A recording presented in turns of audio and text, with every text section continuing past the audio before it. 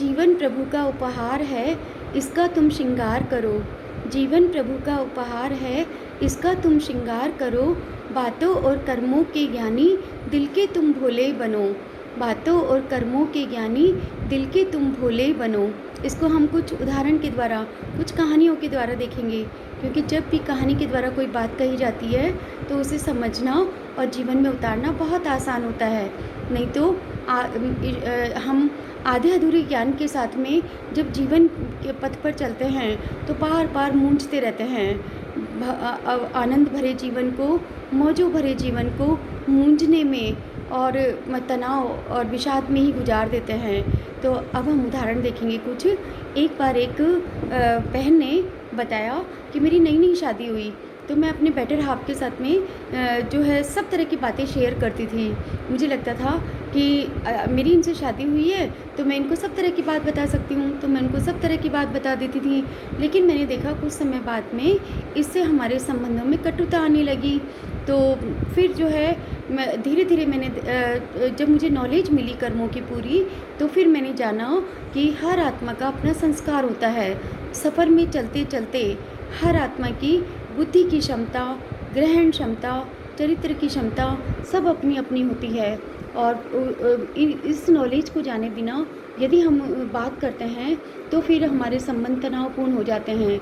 लेकिन जब मैंने नॉलेजफुल होकर और फिर जो बात मुझे जिस तरीके से प्रस्तुत करनी चाहिए, जिस समय जो शब्द बोलना चाहिए, वैसे करके परोसा, कर्मों का ज्ञानी, बातों का ज्ञानी बनकर और कर्मों का भोला बनकर जब मैंने उनके साथ में व्यवहार किया तो हमारा रिश्ता वापस यात्रा की तरह खूबसूरत होने लगा।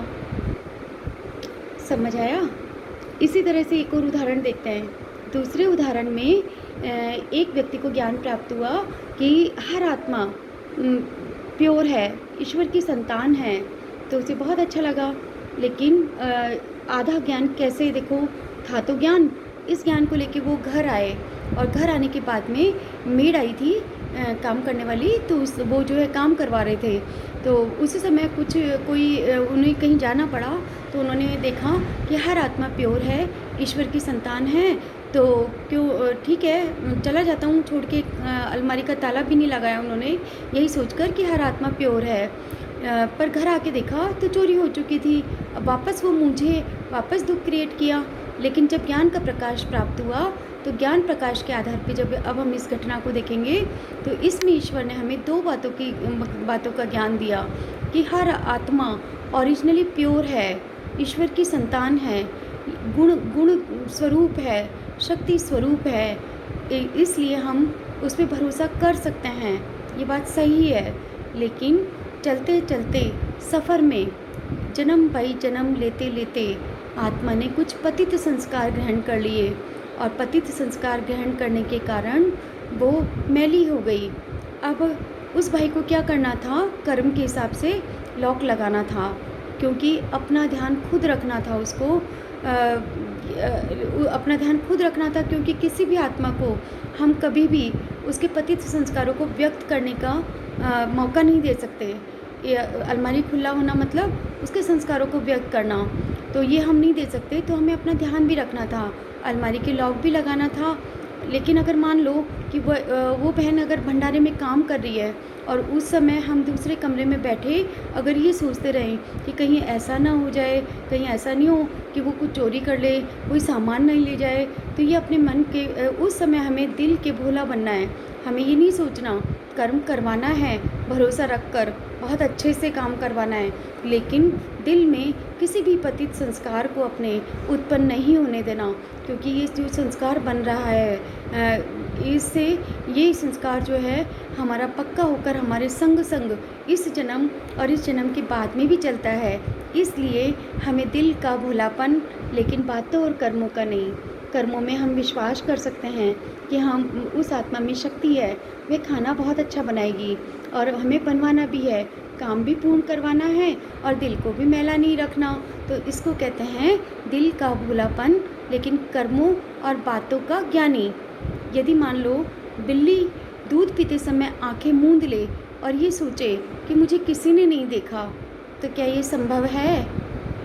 अगर हम भी कर्म करते समय अगर आंखें मूंद ले या अपने कर्मों को ये इस तरह से देखें कि कोई नहीं देख रहा, हम तो झूठ भी अंदर हमारे कुछ भी चल रहा हो, इरिटेशन चल रहा हो, चिंता चल रही हो, भय चल रहा हो, तनाव चल रहा हो, चिड़चिड़ापन चल रहा हो और ऊपर से हम मुस्कुरा रहे हो, तो क्या ये छिपेगा? नहीं छिप सकता ना। क्यों नहीं छिप सकता? क्योंकि ये वातावरण में जाता है और जाके जिसके बारे में हम जो भी मैल क्रिएट करते हैं उस तक टच होके वापस वो हम तक ही आता है। इसलिए ईश्वर हमसे कहते हैं दिल के कभी भी, भगवान कहते हैं कि कभी भी आधा अधूरा ज्ञान नहीं लो, क्योंकि जो आधा अधूरा ज्ञान होता है वो छलकता है और तनाव देता है। इसलिए पूरा ज्ञान यानी हमें विश्वास भी करना है, विश्वास की फ्रिक्वेंसी को भी बढ़ाना है, काम भी करवाना है उस व्यक्ति से, लेकिन दिल का भूलापन यानी अपने अंदर कुछ भी अशुद्धि क्रिएट नहीं करनी। क्यों? क्योंकि हम हमेशा ध्यान रखते हैं, ज़्यादातर हमारा जो अटेंशन रहता है वह बाहर की तरफ रहता है।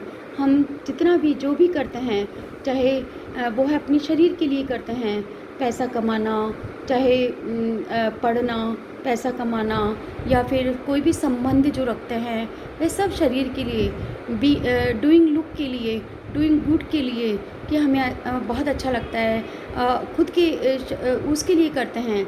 लेकिन जो ये यात्रा है, जीवन की यात्रा, ये केवल डूइंग यात्रा नहीं है, ये एक बीइंग की यात्रा है। बीइंग यानी अंतर्मन की यात्रा है।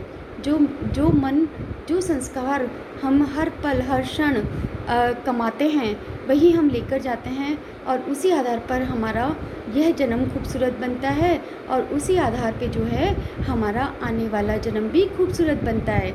इसलिए हमें अपनी जीवन यात्रा में शांति, प्रेम, सुख, ज्ञान और ईश्वर के साथ हाथ और साथ, ईश्वर का हाथ और साथ उसे ही कहते हैं कि जब हम खूबसूरती से सम्मान देते हुए, जब भी हम किसी से कोई बात करें तो बात कहते हैं, तो हमें अपने अंदर चेक करना चाहिए कि क्या हमने उससे ये बात उसको गिराने के लिए कही या उठाने के लिए कही। उससे जो बात कही हमने, उसके पीछे का उद्देश्य क्या है।